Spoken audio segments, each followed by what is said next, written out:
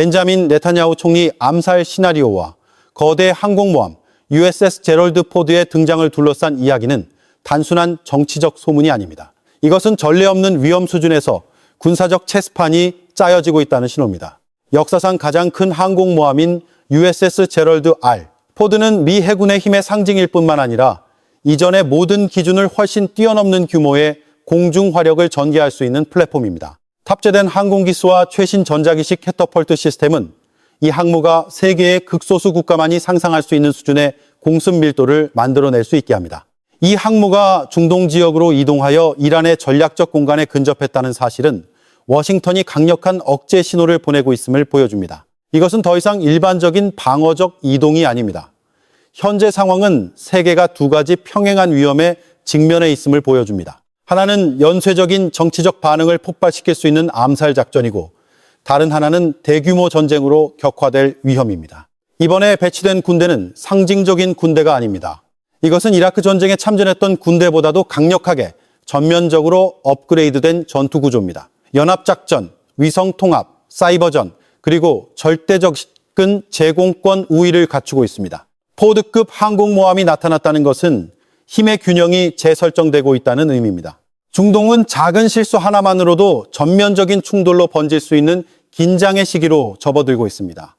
왜 긴장이 이 수준까지 고조되었을까요? 그 답은 점차 익숙해지고 있지만 섬뜩한 개념, 바로 암살 전쟁에 있습니다. 이것은 하늘을 가르는 미사일 소리나 대규모 항공기 출격으로 시작되는 종류의 충돌이 아닙니다. 그것은 단지 충격적인 이미지 하나, 즉 국가 원수나 정신적 지도자가 저격당하는 모습으로 시작될 수 있습니다. 상징적인 공격 한 번이 지역 전체를 뒤흔들기에 충분합니다. 그렇게 되면 전쟁은 더 이상 전통적인 전장에 국한되지 않고 권력의 정점에 있는 인물들을 직접 겨냥하게 됩니다.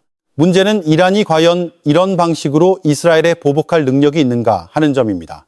현실을 보면 이스라엘은 오랫동안 이란의 핵심 인물들과 친이란 세력을 겨냥한 정교한 암살 작전을 여러 차례 수행해왔습니다. 정확하고 비밀스러우며 높은 억제력을 가진 이 공격들은 텔아비브에게 상당한 심리적 우위를 안겨주었습니다. 하지만 그 반대로 이란 측에서 이스라엘을 겨냥한 대규모의 상징적인 암살 사건은 단 한 번도 없었습니다. 바로 이 비대칭성이 다음 단계에서 국면이 바뀔지에 대한 의문을 제기합니다. 최근 이스라엘은 이란을 위해 이란 혐의를 받는 여러 명의 스파이를 체포했다고 발표했습니다. 이는 이란이 적의 영토 내부에 직접 비밀 네트워크를 구축하려 시도하고 있을 수 있음을 시사합니다. 만약 이것이 사실이라면 전선이 대리전과 미사일전에서 정보전과 표적 암살 전쟁으로 전환되고 있다는 신호일 것입니다. 이로 인해 중동 지역은 군사기지나 무기고뿐만 아니라 총알 한 발로 정치적 균형 전체를 바꿀 수 있는 상징적 인물들이 목표가 되는 극도로 위험한 시기로 진입하고 있습니다. 이번에는 긴장 고조의 신호가 텔아비브가 아닌 테헤란에서 직접 발신되었습니다. 이란 국영방송은 차갑고 침착한 어조의 영상 하나를 방송하며 그들이 합법적인 표적이라고 부르는 명단을 공개했습니다. 군사기지도 미사일 창고도 아닌 벤자민 네타냐후 총리의 얼굴이 조준경 안에 놓인 이미지였습니다. 그와 함께 이스라엘 국방부 장관, 군 총참모장, 모사드 국장 및 고위 지휘관들의 모습도 포함되었습니다. 이것은 단순한 선언이 아니라 최고 지도층을 직접 겨냥한 심리전 공격입니다. 이 움직임은 이전에 이스라엘 채널 12가 일한 내부의 목표물 명단을 공개한 것에 대한 반응으로 보입니다. 이제 싸움은 미사일이나 항공기뿐만 아니라 억제력을 담은 공개적인 메시지를 통해 벌어지고 있습니다.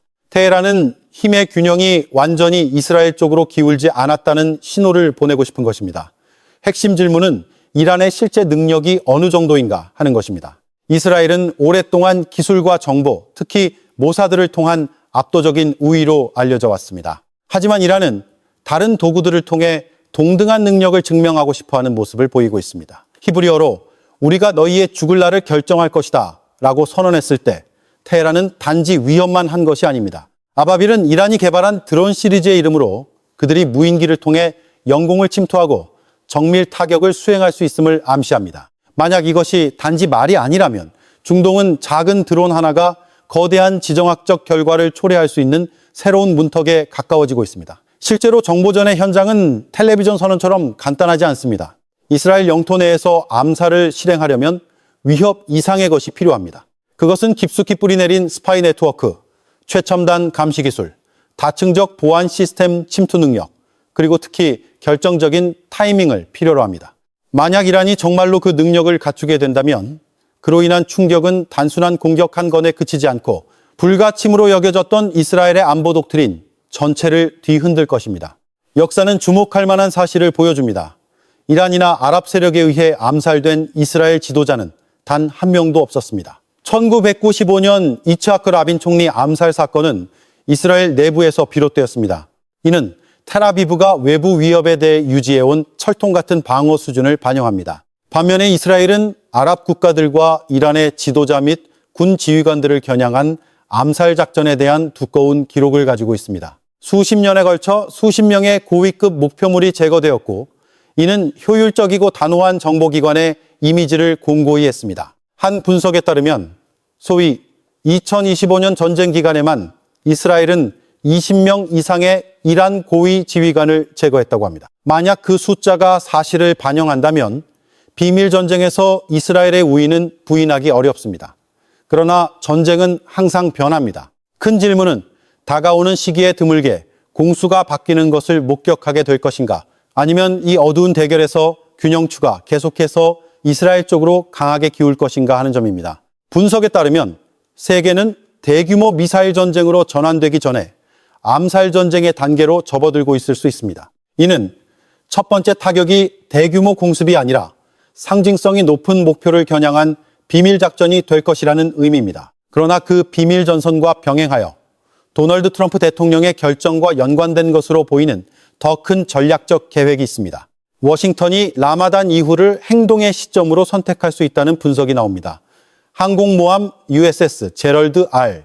포드를 카리브해에서 중동으로 이동시키는 것은 우연한 움직임이 아닙니다. 이 정도 크기의 항모는 항해를 완료하는데 약 2주가 걸리며 그 후 전투 대형 전개, 위치 안정화 및 화력 시스템 동기화 단계가 이어집니다. 전체 과정은 분석가들이 언급하는 라마단 이후 시점과 일치하는 1개월 이상이 걸릴 수 있습니다. 그동안 도널드 트럼프 대통령은 여전히 합의의 기회가 남아있다는 외교적 메시지를 유지할 수 있습니다. 그러나 협상이 결과를 가져오지 못한다면 비정상적인 대응이 있을 것이라고 경고되었습니다. 이 단어는 이전에 목격했던 것들을 훨씬 뛰어넘는 강도와 규모의 작전을 암시합니다. 포드급 항공모함이 이미 제자리에 위치했을 때 모든 시나리오는 더 이상 종이 위에 있지 않고 실행 준비 상태에 들어간 것입니다. 항공모함 USS 제럴드 R. 포드는 힘을 과시하기 위해 나타난 보통의 군함이 아닙니다. 이것은 미 해군이 보유한 가장 현대적인 작전 플랫폼입니다. 첨단 전자전 능력, 높은 밀도의 항공기 운용 능력, 그리고 빗발치는 반격을 막아낼 수 있는 방공 시스템을 통합하고 있습니다. 이러한 군함이 배치되었다는 것은 워싱턴이 진정한 군사적 옵션을 테이블 위에 올려놓았다는 것을 의미합니다. 미국 본토에서 중동으로 대규모 병력을 배치하는 것은 몇몇 비행대대나 군함 몇 척이 항구를 떠나는 것과는 차원이 다릅니다.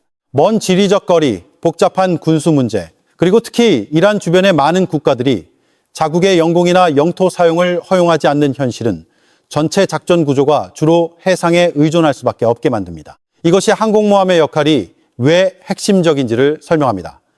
그것은 이동식 공항인 동시에 대양 한가운데에 떠다니는 지휘 본부입니다. 분석적 관점에서 볼 때 이 모든 움직임을 단순한 협상을 위한 준비라고 보기는 어렵습니다. 장기간의 배치, 화력 구성 및 수반되는 방어 능력은 이것이 대결 준비 태세임을 보여줍니다. 이러한 시각은 어느 한쪽을 지지하는 감정에서 비롯된 것도 이란이 반드시 이길 것이라거나 테헤란의 모든 행동이 옳다는 논리에 근거한 것도 아닙니다. 이것은 실제 병력 구조와 배치 속도에 근거한 평가입니다. 이러한 배경 속에서 이 지역은 극도로 위험한 문턱에 가까워지고 있습니다. 만약 암살 전쟁이 정말로 서막으로 발발한다면 그것은 통제하기 어려운 일련의 긴장 고조로 이어지는 훨씬 더 큰 충돌을 빠르게 초래할 수 있습니다.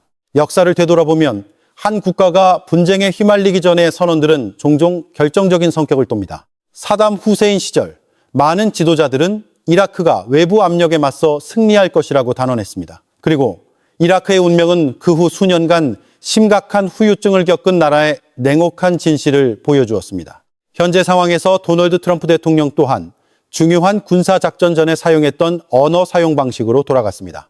이란에게 핵 프로그램에 대한 합의를 압박하면서 트럼프는 만약 테헤란이 공정한 합의에 도달하지 못하면 그 결과는 매우 심각할 것이라고 경고했습니다. 보도에 따르면 그는 협상이 성공하지 못할 경우 더 어려운 단계인 2단계로 넘어갈 위험을 언급했습니다. 트럼프는 또한 연설에서 작년에 있었던 소위 밤의 망치 작전을 언급하며 이란이 새로운 합의를 거부할 경우 다음 공격은 더 끔찍할 것이라고 선언했습니다. 또한 미군 병사들 앞에서의 연설에서 트럼프는 적에 대한 압박과 다양한 군사적 선택지에 대해 이야기하며 베네수엘라와 이란에서의 작전 역할을 같은 맥락에서 언급했습니다. 트럼프가 공정한 합의와 같은 단어를 사용하거나 테헤란이 동의하지 않을 경우에 매우 심각한 결과를 강조하는 방식은 그가 협상의 문을 열어두면서 동시에 군사적 옵션을 뒤에 매달아두고 있음을 보여줍니다. 이것은 많은 분석가들이 더 넓은 충돌로 격화될 수 있는 긴장 단계의 신호로 간주하는 협상과 위협을 병행하는 언어 전략입니다. 많은 군사 소식통의 분석에 따르면 현재 중동 지역에 배치되고 있는 미군의 규모는 상대를 협상 테이블로 끌어내기 위한 통상적인 압박 작전의 모습을 띠고 있지 않습니다. 병력 구조, 배치 속도, 그리고 전투 준비 수준은 이것이 실제 충돌 시나리오를 위한 구성임을 보여줍니다. 심지어 이란이 협상을 수락하는 경우에도 워싱턴이 여전히 행동에 나설 전략적 이유를 찾을 가능성도 배제할 수 없습니다. 그렇다면 이란은 무엇을 손에 쥐고 있을까요? 가장 명백한 강점은 대량의 탄도미사일과 수년간 개발해온 드론 네트워크입니다. 이것은 테헤란이 공중에서 직접 대결하지 않고도 지역 내 목표물에 압력을 가할 수 있게 하는 중요한 억제 도구입니다. 드론과 미사일 부대는 이란이 기술적으로 우위에 있는 적들에 대해 비대칭적 대응 능력을 유지하게 해줍니다. 그러나 거의 언급되지 않는 위험한 요소가 하나 존재하는데 바로 갑작스러운 붕괴의 위험입니다. 현대 전쟁의 역사는 한 국가가 장기간의 경제적 압박과 다방면의 포위 공격을 받을 때 집중적이고 지속적이며 정확한 타격만으로도 전체 시스템이 순식간에 혼란 상태에 빠질 수 있음을 보여줍니다. 과거의 이라크와 그 후의 시리아는 정도의 차이는 있지만 그러한 현상을 목격했습니다. 통신이 두절되고 지휘본부가 마비되며 고강도 전자전이 전개될 때 지휘 구조는 단시간 내에 상황 통제 능력을 상실할 수 있습니다. 만약 이 시나리오가 발생한다면 전쟁은 단순한 미사일 교환이 아니라 붕괴 속도가 어떤 정치적 선언보다도 빠르게 국면을 결정하는 전면적인 시스템 위기가 될 수 있습니다. 이란에 대한 가장 큰 위험은 외부로부터의 공격뿐만 아니라 지휘 구조의 빠른 붕괴를 초래할 수 있는 예상치 못한 군사적 충격의 발생 가능성이 있습니다. 방어 시스템이 고정밀 화력, 전자전, 그리고 정보 공격으로 동시에 타격을 받을 때 균열의 속도는 모든 예상을 뛰어넘을 수 있습니다. 정규군과 이란 혁명수비대는 권력 구조 내에서 병존해 왔지만 형성 역사와 정치적 역할의 차이는 전시 상황에서 민감한 요소가 될 수 있습니다. 혁명수비대는 오랫동안 이슬람 혁명 이후 체제를 수호하는 기둥으로 여겨져 왔으며 군사뿐만 아니라 경제에도 깊은 영향력을 행사해 왔습니다. 그러나 바로 그 특수성이 권력 구조를 복잡하게 만듭니다. 고강도 전쟁에서 정규군과 이들 사이에 내부 갈등이 발생하거나 협조가 부족할 경우 적은 그 약점을 이용하여 연쇄 효과를 만들어낼 수 있습니다. 이라크의 교훈은 2003년 전쟁 이전 많은 분석가들이 바그다드가 오랫동안 버틸 수 있을 것이라고 믿었다는 점입니다. 하지만 작전이 시작되자 기만 공격, 전자전, 그리고 정확한 정보전으로 인해 지휘 통제 시스템은 초반 몇 시간 만에 매우 빠르게 마비 상태에 빠졌습니다. 그 후에도 교전은 계속되었지만 중앙 지휘 구조는 거의 즉시 붕괴되었습니다. 이와 유사한 시나리오가 이란에서 발생할 가능성을 배제할 수 없습니다. 초기 충격 이후에는 장기적인 저항이 나타날 수 있습니다. 하지만 전쟁의 역사는 한 시스템의 붕괴가 항상 점진적으로 일어나지는 않는다는 것을 보여줍니다. 때로는 핵심 연결고리들이 동시에 타격을 받는 순간에 붕괴가 일어납니다.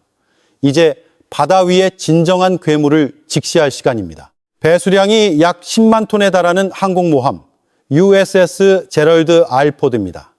이것은 단순한 군함이 아니라 이동식 공군 기지에 버금가는 규모의 해상 군사 구조물입니다.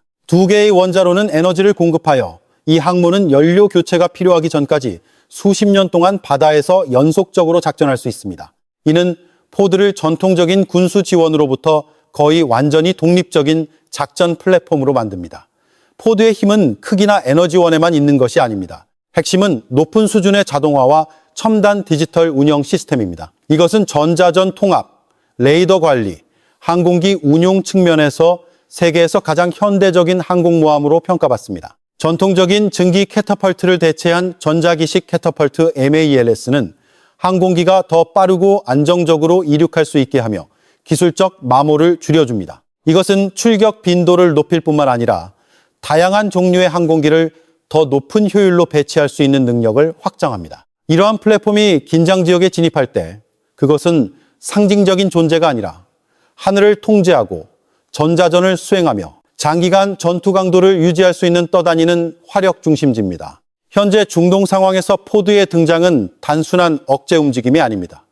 그것은 현대전쟁의 모든 구조가 준비 상태에 놓였다는 선언입니다. 뉴욕타임스에 따르면 항공모함 USS 제럴드 R. 포드는 카리브해를 떠나 중동으로 향했으며 5월 1일 이전에는 돌아오지 않을 것이라고 합니다. 2월부터 3월 그리고 4월까지 이어진다는 것을 고려하면 이것은 상징적인 단기 파견이 아님을 보여줍니다. 수개월에 걸친 배치 기간은 한두 번의 타격이 아닌 깊이 있는 작전을 위한 준비 태세를 반영합니다. 만약 분쟁이 발발한다면 가장 가능성 있는 시나리오는 미국이 과거 이라크에서 수행했던 것처럼 고강도와 지속적인 속도로 몇 주간 이어지는 연속적인 공격이 될 것입니다. 포드의 장기 주둔은 한 번 치고 빠지는 것이 아니라 지속적인 압력을 유지할 수 있는 능력을 보여줍니다. 이 항모는 작은 도시의 인구와 거의 맞먹는 약 500명의 인원을 태울 수 있습니다. 갑판과 선체 내부에는 기지로 돌아가지 않고도 많은 항목을 자체 수리할 수 있는 유지, 기술 및 군수 시스템이 있습니다. 이는 포드를 대양 한가운데에 있는 장기간의 작전을 유지할 수 있는 자급자족적인 공군 및 해군 기지로 만듭니다. 현실적으로 볼 때 미국은 여전히 세계 최고의 군사 강대국이며 그 기술과 무기 능력의 모든 세부 사항이 공개된 것은 아닙니다. 포드와 같은 플랫폼의 장기 주둔은 분명한 신호를 보냅니다. 만약 행동이 일어난다면 그것은 신중하게 계산되고 깊이가 있으며 표면적으로 보이는 것보다 훨씬 더 오래 지속될 수 있는 작전이 될 것입니다. 중동의 USS 제럴드 R.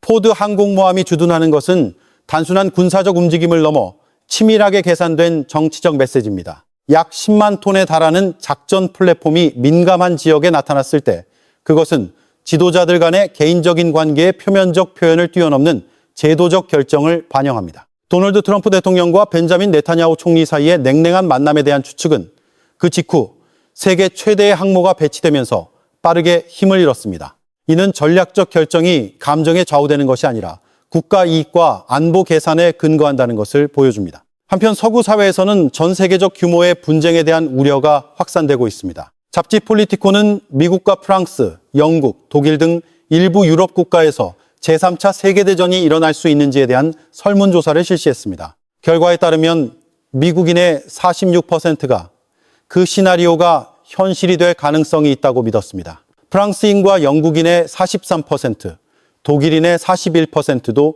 이 위험이 실제한다고 생각했습니다. 이 숫자들은 지정학적 긴장이 계속 고조되는 상황에서 불안감이 증가하고 있음을 반영합니다. 그러나 제시된 분석적 관점에 따르면 전면적인 제3차 세계대전의 가능성은 여전히 낮습니다. 모든 당사자가 치러야 할 대가가 너무 크기 때문입니다. 세계는 격렬하고 심지어 장기적인 지역 전쟁을 목격할 수 있지만 결국 통제 불능의 전 지구적 대전으로 빠지기보다는 새로운 질서가 형성될 것입니다. 따라서 포드의 존재는 힘의 상징인 동시에 이 격동의 시기에 힘의 균형을 재편하기 위한 억제 도구입니다. 형성되고 있는 질서 속에서 미국과 중국이 직접적인 대결에 뛰어들기보다는 영향력을 분할하는 합의에 도달할 가능성은 주목할 만한 시나리오입니다. 세계 최대의 두 경제 대국은 경쟁할 뿐만 아니라 서로에게 깊이 의존하고 있습니다. 글로벌 공급망, 금융시장, 그리고 양자 무역은 한쪽의 붕괴가 다른 쪽에 심각한 충격을 줄 정도로 얽혀 있습니다. 바로 이 상호 의존적 요소가 많은 이들이 우려하는 것보다 전 지구적 전쟁의 가능성을 낮춥니다. 제3차 세계대전 대신 세계는 강대국들이 기존 시스템을 완전히 파괴하지 않으면서 핵심 이익을 보호하기 위해 전략을 조정하는 권력 재편의 단계로 진입하고 있을 수 있습니다. 경쟁은 여전히 존재하고 심지어 치열하지만 상호 파괴라는 선을 넘지 않도록 한계 내에서 통제됩니다. 미중 관계는 그래서 깊은 복합성을 맵니다. 역사적 관점에서 보면 1970년대부터 관계 정상화의 문을 연 것은 바로 워싱턴이었고, 이는 베이징이 세계 경제에 통합될 수 있는 조건을 만들었습니다. 중국이 세계 최대의 제조 중심지가 된 것은 진공 상태에서 일어난 것이 아니라 미국이 주도하는 무역 시스템이 세계화를 장려하는 맥락 속에서 이루어졌습니다. 당시 워싱턴의 전략에는 한때 경제적으로 미국을 추월할 것으로 예측되었던 일본의 부상을 견제하려는 계산도 포함되어 있었습니다. 따라서 오늘날 두 초강대국 간의 경쟁은 분리된 두 블록 간의 단순한 대결이 아니라 양측 모두가 구축에 기여한 시스템 내에서의 복잡한 조정 과정입니다. 이러한 맥락에서 전면전은 최적의 선택이 아니며 대신 글로벌 체스판 위에서 협상, 억제, 그리고 영향력 재분배 과정이 이루어집니다. 권력의 역사는 항상 역설로 가득 차 있습니다. 일본을 견제하기 위해 미국은 역설적으로 훨씬 더 큰 거인이 일어서는 데 기여했습니다. 일본은 부유하고 기술 수준이 높았지만 인구 규모와 지정학적 공간에 의해 제한되었습니다. 반면 중국은 거대한 인구, 넓은 내수 시장, 그리고 압도적인 생산 능력을 갖춘 대륙입니다. 통합의 문이 열리자 중국의 규모의 이점은 산업력으로 전환되었고 많은 오래된 예측들을 믿기 어려울 정도로 뒤집었습니다. 따라서 불가능해 보였던 일들이 계속해서 일어나는 것은 세상이 비논리적이어서가 아니라 근본적인 변수들이 바뀌었기 때문입니다. 핵심은 전략을 읽는 방법에 있습니다. 1950년의 이스라엘 계획이나 1960년대의 미국 전략과 같은 개념들은 올바른 맥락에 놓일 때만 가치가 있습니다. 왜냐하면 전략적 사고는 돌에 새겨진 것이 아니기 때문입니다. 세상은 매일, 심지어 매 시간마다 변화합니다. 따라서 계획들은 항상 새로운 데이터, 새로운 힘의 균형, 새로운 기술, 그리고 새로운 정치적 압력에 따라 수정됩니다. 오늘날 워싱턴이 체스판을 보는 방식이 10년 전과 똑같다고 가정할 수 없으며 현재 이스라엘이 중동을 평가하는 방식이 40년 전과 같다고 생각할 수는 더더욱 없습니다. 전장, 동맹, 그리고 위협은 계속해서 변하며 우선순위의 재조정도 계속해서 뒤따릅니다. 중동에서 흔히 볼 수 있는 현실은 많은 분석이 여전히 1960년대, 1970년대의 분위기, 즉 블록적 사고, 고정된 시나리오, 그리고 강대국들이 장기적인 관성에 따라 행동한다는 믿음을 담고 있다는 것입니다. 그러나 현대의 게임은 데이터의 속도, 사이버전, 전자전, 저가드론, 금융제재, 그리고 며칠 만에 판도를 바꿀 수 있는 정보 조작으로 운영됩니다. 이러한 환경에서 강대국들은 가만히 앉아서 수를 읽히지 않습니다.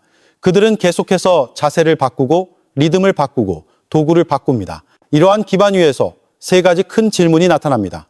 제3차 세계대전은 정말로 다가오고 있는가? 20세기의 전면적인 대전 시나리오는 핵 억제력과 경제적 상호 의존성 때문에 억제되지만 격렬한 지역전쟁과 단편적인 긴장 고조의 연쇄 위험은 더 높습니다.